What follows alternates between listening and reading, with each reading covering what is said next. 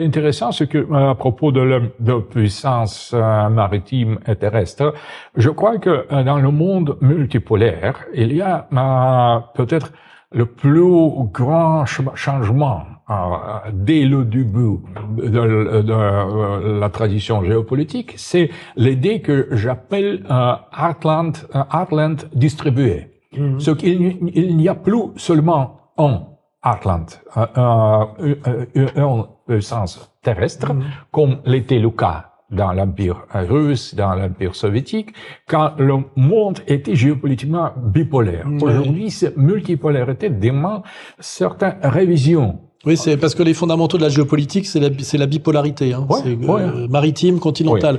Et aujourd'hui, on serait plus quelque chose à trois dimensions. Et ce qui est intéressant, c'est que la puissance maritime et la puissance terrestre devient quelque chose local et non pas global. Par exemple, il y a la puissance maritime et la puissance terrestre en Chine. Donc, Xi Jinping représente un continent, il a quitté l'axe continental confucianiste, Confucius et socialiste en même temps, c'est souverain et traditionnel. Et il y a aussi certains segments, certaines parties de la société chinoise qui étaient déjà incorporées dans le globalisme. C'est certaines oligarchies chinoises qui existent.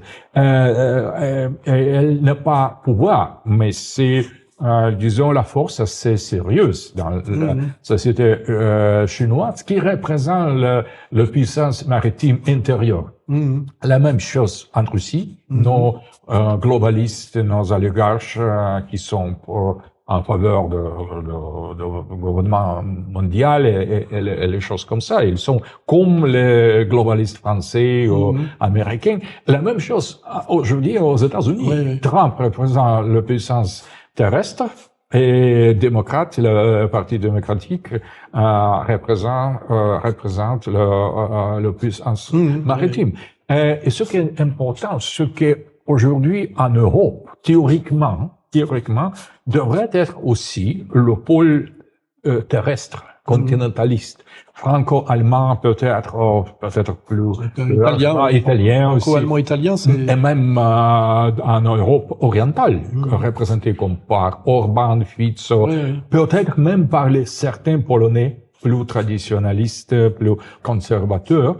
Mais ce pôle-là est radicalement écrasé par l'Union européenne. Oui. C'est son qui est l'organisation précisément maritime.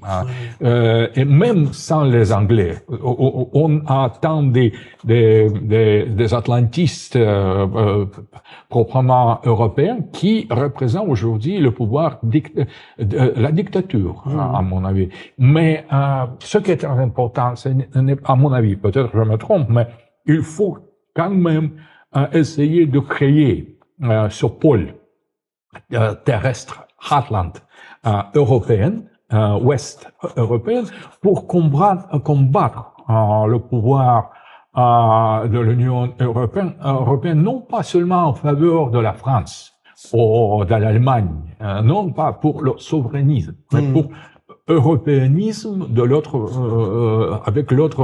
avec l'autre sens géopolitique.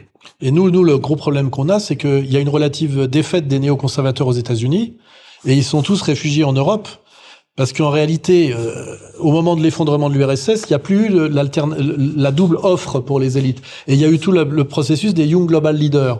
Et aujourd'hui, tous les chefs d'État qui sont en place en Union européenne sont des types qui ont été recrutés au moment de l'effondrement de l'URSS par les néoconservateurs américains, et c'est ce qui explique les décisions systématiquement contraires aux intérêts, notamment dans les pays scandinaves. En fait, nous n'avons en Union européenne que des traîtres à nos propres pays.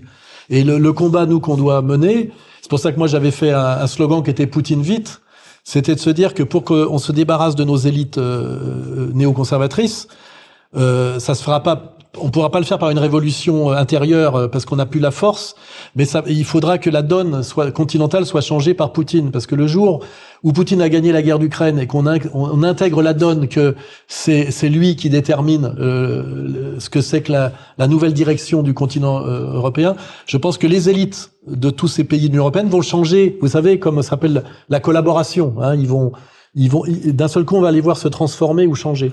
Et c'est pour ça que ce que je disais, la guerre d'Ukraine, c'est pas juste la question du Donbass et c'est une guerre où se joue le salut de l'Europe pour moi. Parce que si on veut prendre un précédent historique, pour qu'il y ait eu la révolution nationale de Pétain, qu'on peut critiquer, mais c'est d'abord passé par ce qu'on appelle la divine surprise, c'est-à-dire qu'il a fallu perdre une guerre face à l'Allemagne pour que puisse s'opérer quelque chose qui était déjà une révolution conservatrice un peu, même si ça s'est mal fini et ça n'a pas été fait correctement. Mais aujourd'hui, la certitude, c'est que, contrairement à ce que disent une certaine extrême droite française, nous n'avons plus les moyens, nous en France, de nous libérer par nous-mêmes. On doit faire la résistance comme faisait De Gaulle à Londres, mais il faut la victoire de Poutine sur l'Ukraine. Sinon, nous, on n'a plus la force. Hein. Je suis tout à fait d'accord avec ça, mais ce qui est intéressant, aujourd'hui, l'Europe a la chance extraordinaire de se libérer de cette dictature, parce que il n'y a seulement Poutine à l'Est, mais aussi il y a Trump à l'Ouest. Oui, c'est bien sûr. Donc, on peut réorganiser le front continental européen avec, disons, sans prendre parti pour Poutine contre Trump, pour Trump contre Poutine. Oui, parce qu'on a quand même deux ennemis des néoconservateurs. On a l'ennemi en Amérique et l'ennemi globaliste. Oui. Bah, de toute façon, les néoconservateurs, c'est néoconservateur par la droite, globaliste par la gauche. Mais en réalité, c'est la même chose. Moi, je dis souvent, le diable passe souvent par la gauche parce que ça se voit moins, on le voit moins venir. Mais de toute façon, ce sont deux stratégies complémentaires. On avait un grand philosophe marxiste chez nous que j'ai beaucoup promu après sa mort, qui s'appelle Michel Clouscar, qui disait que le génie qui s'est imposé en Occident, c'est ce qu'il appelait le libéralisme libertaire.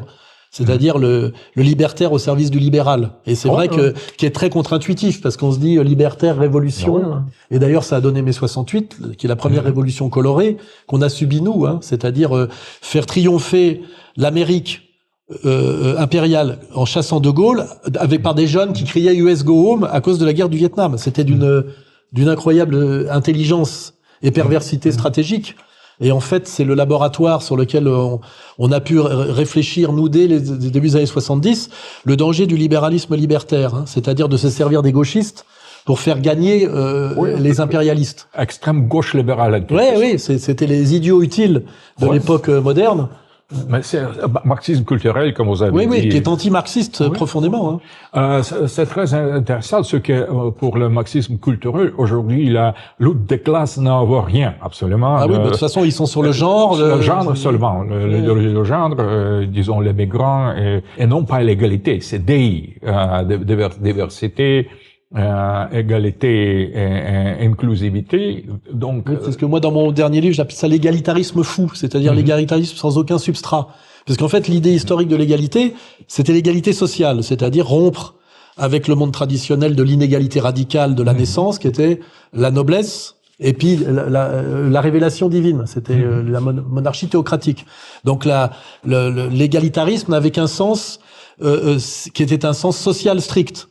Et petit à petit, la gauche traître, chez nous c'est 1983, hein, c'est Mitterrand avec Fabius, qu'on appelle la deuxième gauche, qui est en fait une nouvelle droite, c'est d'abandonner l'égalitarisme social, qui est une trahison libérale de l'élection de François Mitterrand, en glissant vers ce qu'on appelle le sociétal, qui est de l'égalitarisme non social. Ça coûte rien au capital et ça fait joli. Alors c'est les jeunes. Donc c'est l'égalitarisme des jeunes par rapport aux vieux, ce qui veut rien dire parce que c'est pas des catégories sociales. L'égalité des femmes par rapport aux hommes, mais sur des critères qui ne sont pas des critères sérieux d'égalité des salaires, etc. Et petit à petit, on est allé vers la liberté, la théorie du genre en fait, qui est une extension de cette trahison de l'égalité sociale par l'égalitarisme fou, qui est au début un égalitarisme sociétal et qui maintenant c'est tout est égal, c'est-à-dire je peux décréter l'égalité par mon imagination notamment je décide que je suis une femme alors que je suis un homme biologique, etc. Et ça, c'est le mensonge et la trahison de la gauche sociale authentique qui a amené cette folie. C'est-à-dire que c'est toujours pareil. C'est une trahison du progressisme social qui amène à la fin comme un golem, une folie qui est devenue incontrôlable, parce que même je crois que les manipulateurs d'origine des années 80, ils ont perdu le contrôle.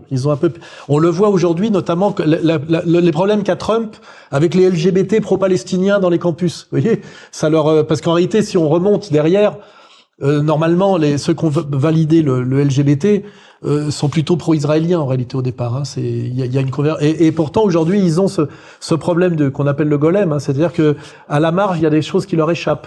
Hein. C'est-à-dire comme nous aujourd'hui on voit dans les manifs pro-palestiniennes Greta Thunberg avec le drapeau palestinien, qui est des trucs normalement c'est la perte de contrôle. Mais tout ça veut dire qu'on est dans un monde occidental dont le pouvoir a tellement menti par rapport aux promesses des Lumières qui n'ont pas été tenues, qu'ils ont mis des stratégies perverses en place qui les dépassent et qui créent quand même un chaos idéologique et même in fine un chaos qui devient un chaos social et un chaos dans la vie quotidienne.